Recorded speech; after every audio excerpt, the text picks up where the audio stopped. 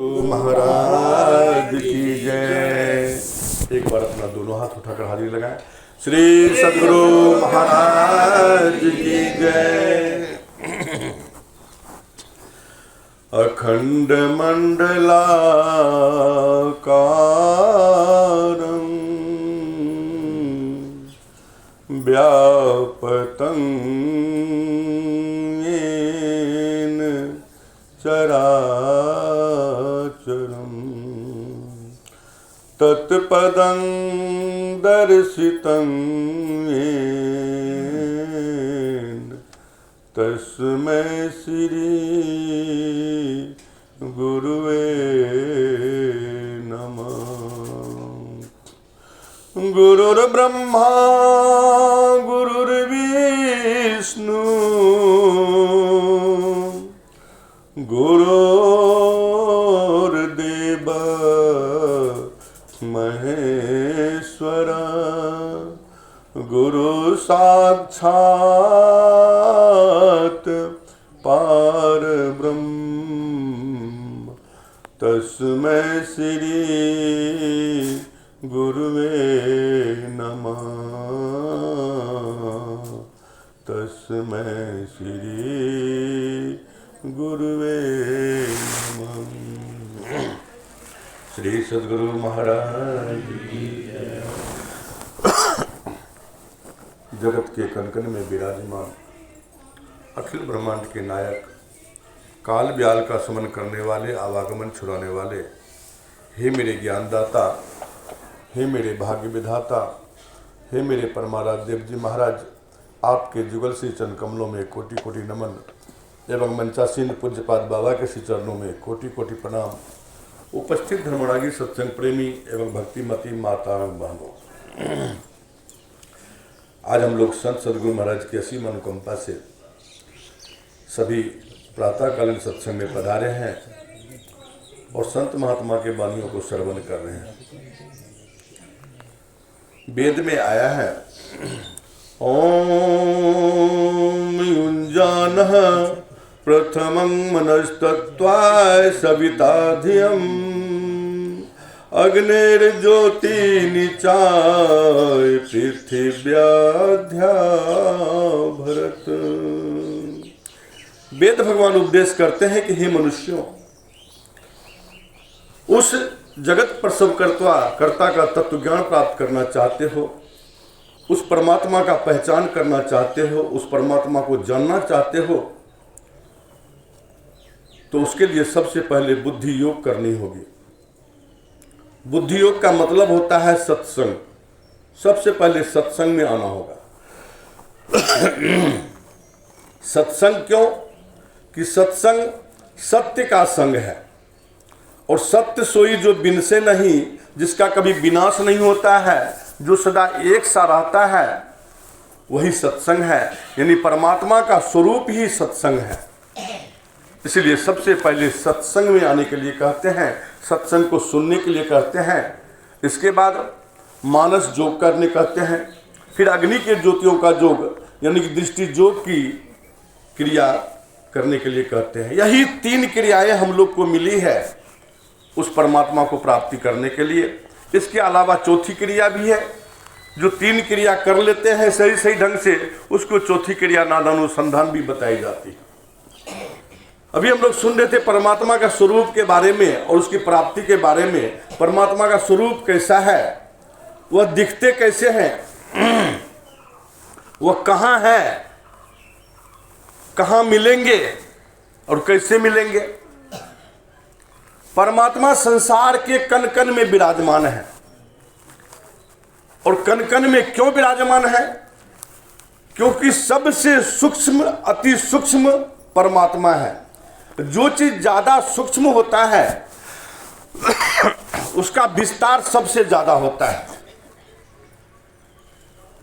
जैसे स्थूल से सूक्ष्म जो है पानी है। पानी स्थूल में समा जाता है लेकिन स्थूल पानी में नहीं समाता है। उसी तरह परमात्मा सबसे सूक्ष्म है, तो परमात्मा संसार के जर्रे जर्रे में समाया हुआ है। और कैसे समाया हुआ है? तो संतों ने कहा जैसे ऊख में मदराई, सिंध में निमकाई, तिलों में तेल जैसे शीतलता है ओले में, नीम में करवाई, मिर्च में तीक्ष्णता, दूध में घृत सुगंध जो बेले में, अग्नि में उष्णताई, सोरे में खारापन, रुई जो बिनोले में, काष्ठ में छिपा अग्नि, बीज में छिपा वृक्ष, ऐसे श्री राम छुपे हैं प्राणियों के चोले में। घट घट में वह सबके चोले में छिपे हुए हैं। लेकिन किसके चोले में छिपे हुए हैं? तो भगवान राम खुद कहते हैं कि बचन कर मन मोरी गति, भजनु करहूं निकाम, तिन्हू के हृदय कमल मोहु सदा करहूं निश्राम। जो वचन और कर्म से उसे याद करते हैं, उसका भजन करते हैं, वो उसके अंदर में छुपे हुए हैं। और हम लोग क्या करते हैं? परमात्मा भी अंदर में और हम जीवात्मा भी अंदर में, फिर दोनों में दूरी क्यों है? तो गुरु महाराज ने कहने की कृपा की, तुम उतरी परियो तम मही पीब निशब्द में, यहीं से पड़ी गए दूर, फिर से चलो निशब्द में। तुम और परमात्मा तो एक साथ रहने वाले थे, एक ही थे, लेकिन वहां से बिछड़ करके तुम तम में आ गए हो, यानी अंधकार में आ गए हो, इसीलिए तुम्हारे और परमात्मा में दूरी हो गई। तो फिर से चलो निशब्द में, फिर से वहीं जाना होगा। जब फिर से वहां जाएंगे, उस परमात्मा में मिलेंगे, एक मेक हो जाएंगे, तभी भक्ति पूर्ण होगी।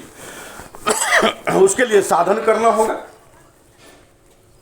बिना साधन का कोई उपाय नहीं। वही साधन अभी हम लोग सुने, मानस जप, मानस ध्यान और दृष्टि साधन की क्रिया। यही तीन क्रिया जो हम लोगों को मिली हुई है, और जो इसको अच्छी तरह करते उसको फिर चौथी क्रिया बताई जाती है। अब संसार के जितने भी चीज है वह तो परमात्मा के ही बनाए हुए हैं। चाहे परमात्मा को फूल चढ़ा रहे हैं, अगरबत्ती दिखा रहे हैं, मेवा मिष्ठान चढ़ा रहे हैं, तो वो तो उसी के बनाए हुए हैं। और उसी के बनाए हुए चीज को अगर उसको हम अर्पण करें, वह कैसे खुश होगा?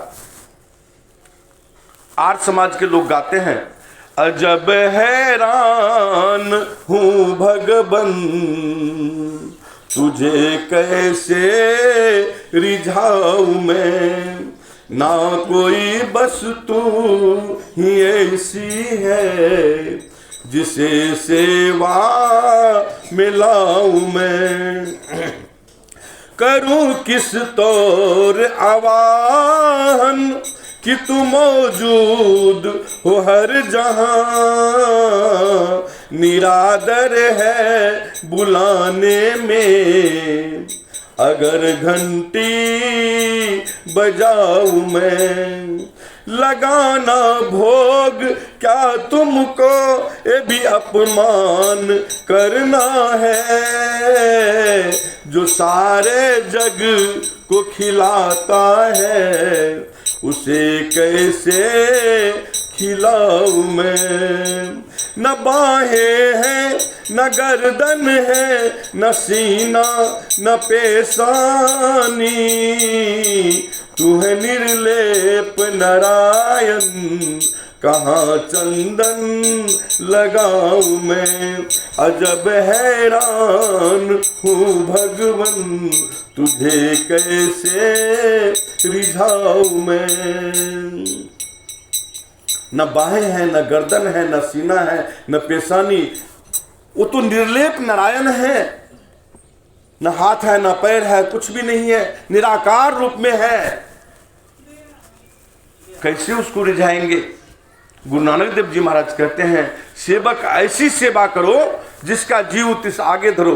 यानी अपने आप का समर्पण उस परमात्मा पर कर दिया जाए, वह परमात्मा खुश हो जाएंगे। मिली आत्म स्व परमात्म पराभक्ति सुंदर के सुंदरदास जी महाराज ने भी ऐसा ही कहा।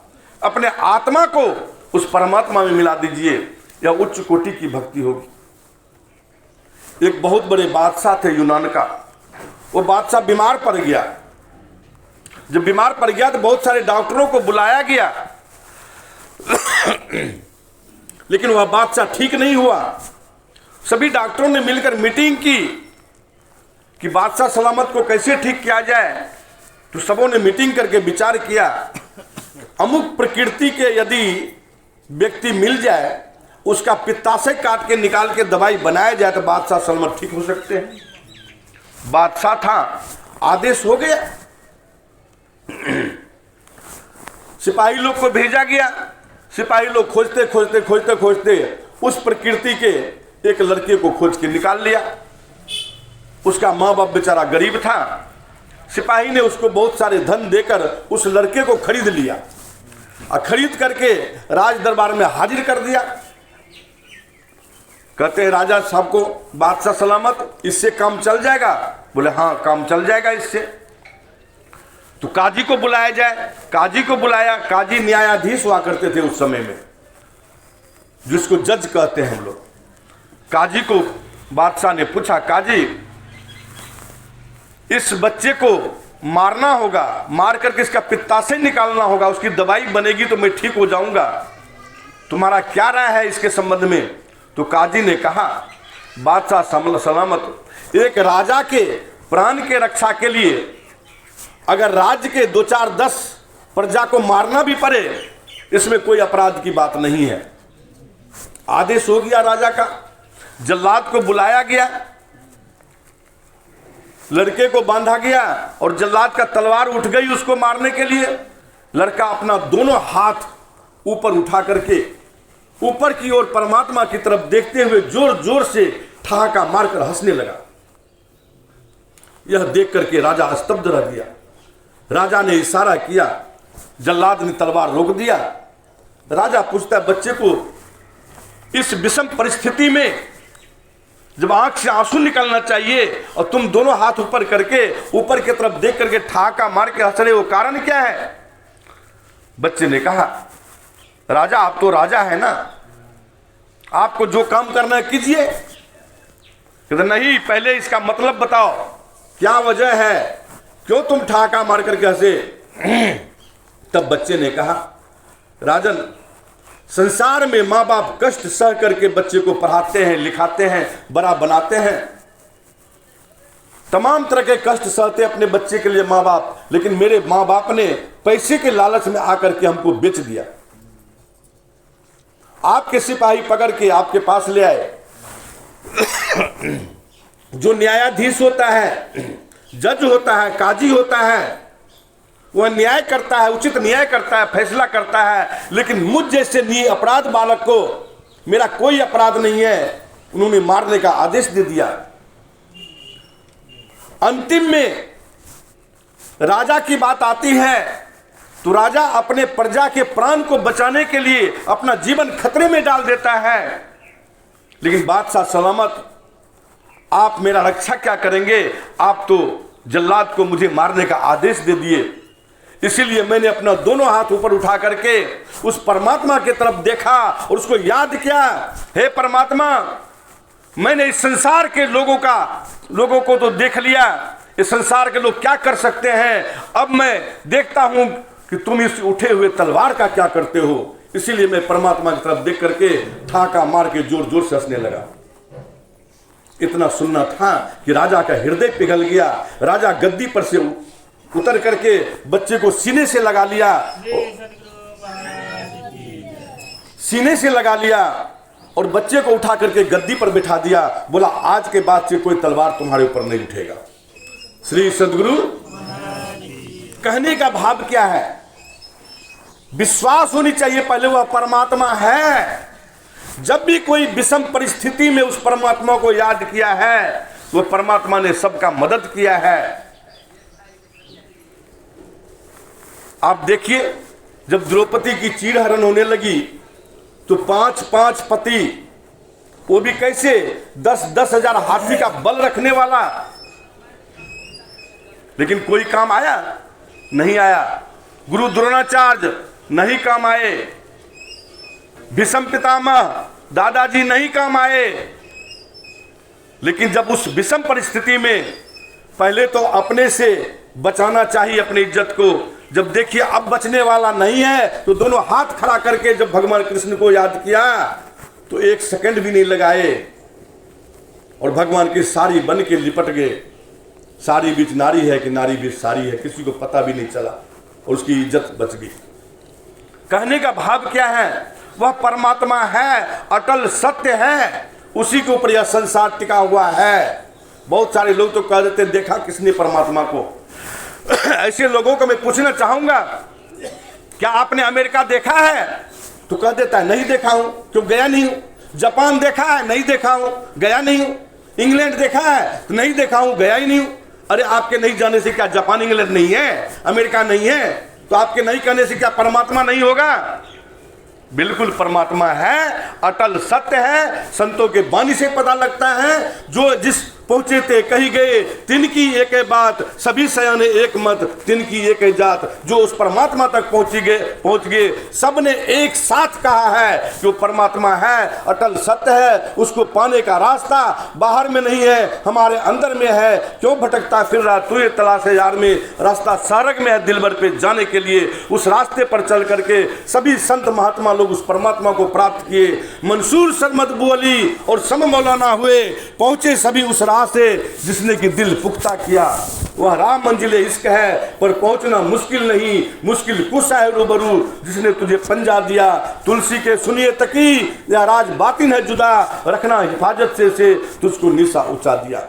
यह अंदर की बात है, अंदर का रहस्य है। और ये अंदर की बात, अंदर का रहस्य जो है संत सदगुरु के माध्यम से पता चलता है। इसलिए हम सबको चाहिए, हम सबका कर्तव्य बनता है, धर्म बनता है कि संत सदगुरु के श्री चरणों में जाए, अपने जीवन के बागडोर उसके हवाले कर दें।